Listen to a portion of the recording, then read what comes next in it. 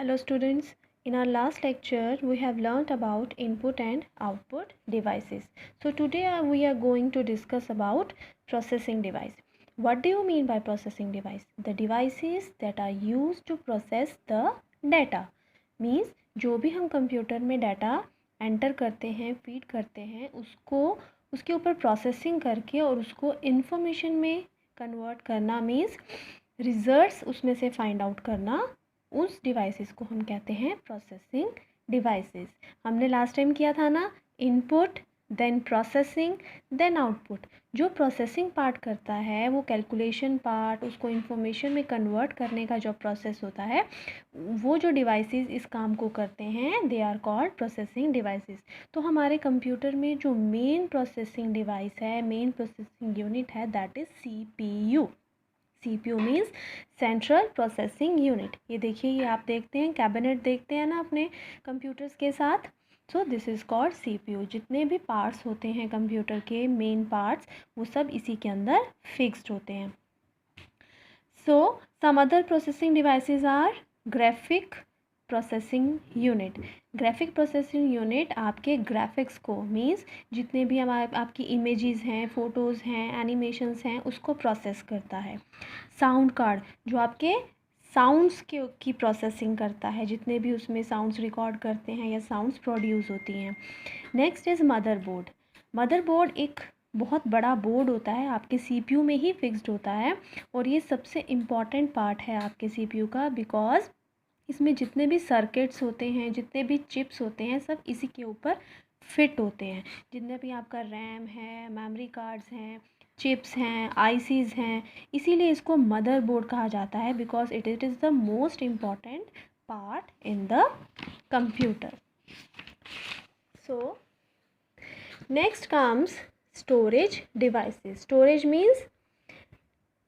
Storage means किसी भी चीज़ को जब हम स्टोर करके रखते हैं फॉर फ्यूचर यूज़। तो कंप्यूटर में स्टोरेज डिवाइसेस क्या करते हैं, आपके डाटा को, आपके इंफॉर्मेशन को कंप्यूटर के अंदर स्टोर करके रखते हैं, ताकि हम कुछ टाइम बाद, कल परसों, 1 साल बाद, 5 साल के बाद उस डाटा को रिट्रीव कर सकें, कंप्यूटर में से देख सकें। जैसे आपके फ़ोन में फ़ोटोग्राफ्स, वीडियोस सेव रहती हैं, तो वो कहाँ सेव रहती हैं, आपके स्टोरेज डिवाइसेस में, मीन्स आपकी मेमोरी में। ओके, तो कंप्यूटर के अंदर जो मेन पार्ट है आपका, जिसको हम मेन स्टोरेज डिवाइस कहते हैं, वो है आपकी हार्ड डिस्क। उसका साइज़ काफ़ी बड़ा होता है, तो वो हमारे कंप्यूटर के अंदर ही फिक्स्ड होता है। तो इसी तरह से हमारे पास और भी मेमोरी डिवाइसेस हैं, स्टोरेज डिवाइसेस हैं, जैसे कि आपने देखा होगा सीडीज़ आप देखते हैं अपने घरों में, it's just like this.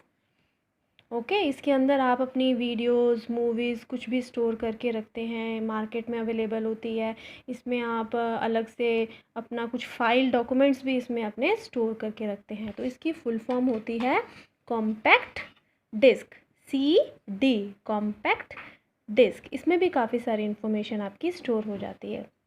Next है आपका DVD का साइज़ CD से ज़्यादा होता है, देखने में ये भी ऐसी ही होती है CD की तरह, बट इसको हम कहते हैं DVD, डिजिटल वर्सटाइल डिस्क। इसमें हम CD से ज़्यादा इन्फॉर्मेशन स्टोर कर रख सकते हैं, क्योंकि इसका साइज़ ज़्यादा बड़ा होता है।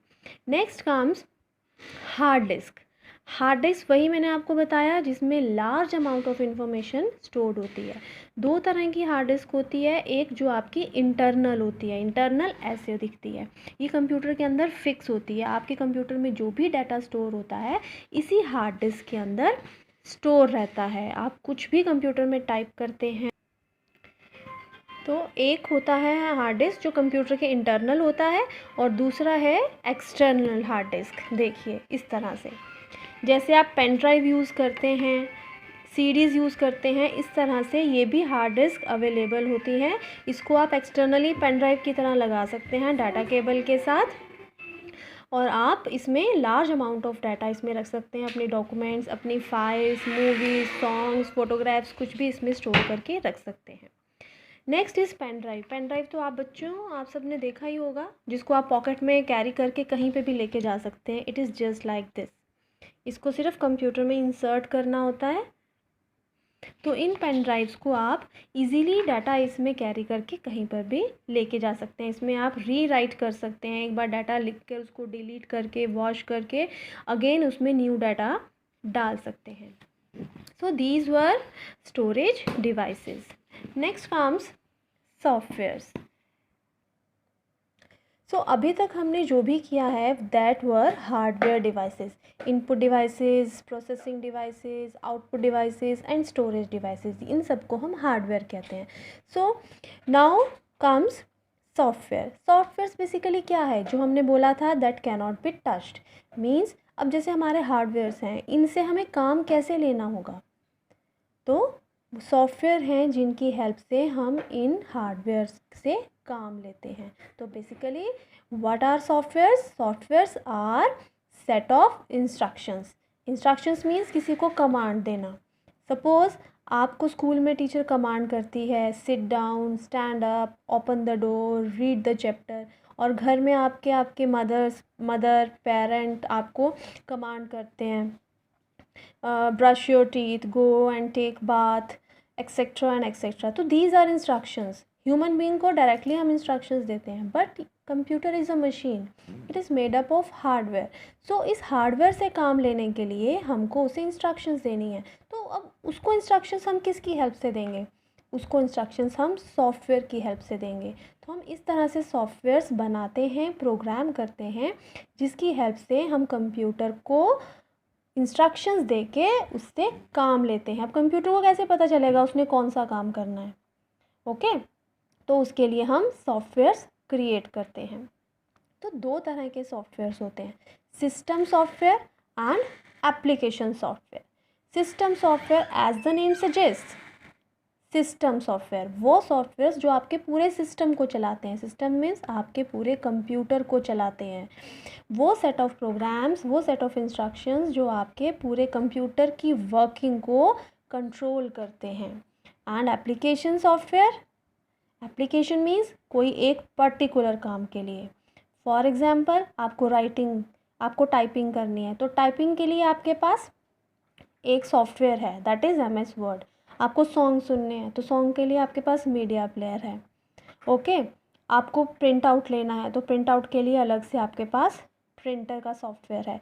तो ये सारे सॉफ्टवेयर्स हैं जो पर्टिकुलर एक टास्क परफॉर्म करते हैं। So now we will discuss system software in detail. तो जैसे कि हमने बोला सिस्टम सॉफ्टवेयर आपके पूरे कंप्यूटर की वर्किंग को ऑपरेट करते हैं, पूरे कंप्यूटर की वर्किंग को कंट्रोल करते हैं। तो सबसे पहला हमारा सिस्टम सॉफ्टवेयर है दैट इज़ ऑपरेटिंग सिस्टम। सबसे बड़ा एग्जांपल हमारे सिस्टम सॉफ्टवेयर्स का है ऑपरेटिंग सिस्टम। जैसे आप सुनते हैं ना, विंडोज़, कंप्यूटर की विंडो हमने डाउनलोड की, इंस्टॉल की है, विंडो करप्ट हो गई है, कंप्यूटर काम नहीं कर रहा है, वो कैसे आता है? क्योंकि पूरे कंप्यूटर को जो चलाने वाला सिस्टम है दैट इज़ ऑपरेटिंग सिस्टम। जैसे कि विंडोज़ 7, विंडोज़ 8, विंडोज़ 10, तो ये क्या है आपकी विंडोज़, ये हैं आपके ऑपरेटिंग सिस्टम जो आपके पूरे कंप्यूटर को चलाते हैं।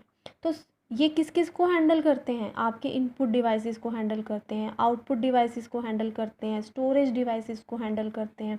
तो ये जितने भी डिवाइसेस हैं कंप्यूटर के साथ अटैच्ड, इन सब को कौन कंट्रोल करता है? आपका system software. So what are the functions of operating system? It provides login password for preventing the misuse of computer. आपके कंप्यूटर का कोई मिसयूज़ ना करे, इसलिए उसमें आपको प्रोविज़न देता है पासवर्ड का, ताकि आप पासवर्ड लगा लीजिए, जिसको पासवर्ड पता होगा वही कंप्यूटर को यूज़ कर सकता है। इनपुट आउटपुट डिवाइसेस की वर्किंग को कंट्रोल करता है ये। एप्लीकेशन सॉफ्टवेयर्स को कंट्रोल करता है। एप्लीकेशन सॉफ्टवेयर सभी की है ना, जैसे MS वर्ड, एक्सेल कैलकुलेशंस करने के लिए, प्रिंटिंग के लिए, पेंटिंग करते हैं हम MS पेंट में। सो ये सब क्या है आपके एप्लीकेशन सॉफ्टवेयर, इसको रन करने में भी आपका सिस्टम सॉफ्टवेयर हेल्प करता है। किसी फाइल को आपने क्रिएट करना है, डिलीट करना है, डाटा इधर से उधर ट्रांसफ़र करना है, वो सब काम किसके होते हैं? ऑपरेटिंग सिस्टम के। और कौन से प्रोग्राम को कितनी मेमोरी देनी है, कौन से डाटा को कितना स्पेस देना है मेमोरी में स्टोर करने के लिए, वो सब भी आपका सिस्टम सॉफ्टवेयर देखता है, मीन्स आपका operating system. Now comes application softwares. अब एप्लीकेशन सॉफ्टवेयर्स वही मैंने बताया जो स्पेसिफिक एक टाइप का काम करते हैं। अगर आपने एम एस वर्ड ओपन किया है, आप टाइपिंग कर रहे हो, तो आप उसमें सॉन्ग्स प्ले नहीं कर सकते आप उसमें पेंटिंग नहीं कर सकते। तो हर काम के लिए आपके पास अलग से सॉफ्टवेयर होता है। जैसे कि प्रेजेंटेशन सॉफ्टवेयर। प्रेजेंटेशन क्या होता है, इसमें हम डिफरेंट डिफरेंट स्लाइड्स बनाते हैं, बहुत ही सुंदर डेकोरेटिव कलरफुल तरीके से हम उसमें एनिमेशंस करते हैं। और जब भी हम कोई वर्कशॉप या सेमिनार अटेंड करते हैं, या बिज़नेस, बड़े बड़े बिजनेसमैन इसको यूज़ करते हैं अपनी प्रेजेंटेशंस के लिए, वहाँ पर डिफरेंट डिफरेंट स्लाइड्स स्क्रीन पर शो की जाती हैं। नेक्स्ट है आपका वर्ड प्रोसेसिंग सॉफ्टवेयर, जैसे कि आपका एम एस वर्ड है, वर्ड पैड है, नोट पैड है। तो these are word processing software. Word processing software जो आपकी टाइपिंग में हेल्प करते हैं, आपका उसमें appearance of the text bold करना है, इटैलिक करना है, कलर चेंज करना है, ब्यूटीफुली आपके टेक्स्ट को मेंटेन करता है और प्रिंट आउट लेने में आपकी हेल्प करता है। So this is our PowerPoint and this is icon for M S Word. So next is multimedia software. वही मैंने बताया, सॉन्ग्स के लिए, वीडियोस के लिए, फ़ोटोग्राफ्स के लिए आपके पास मल्टीमीडिया सॉफ्टवेयर होता है, जिसमें आप अपनी मूवीज़, सॉन्ग्स और ये सब चीज़ें देख सकते हो।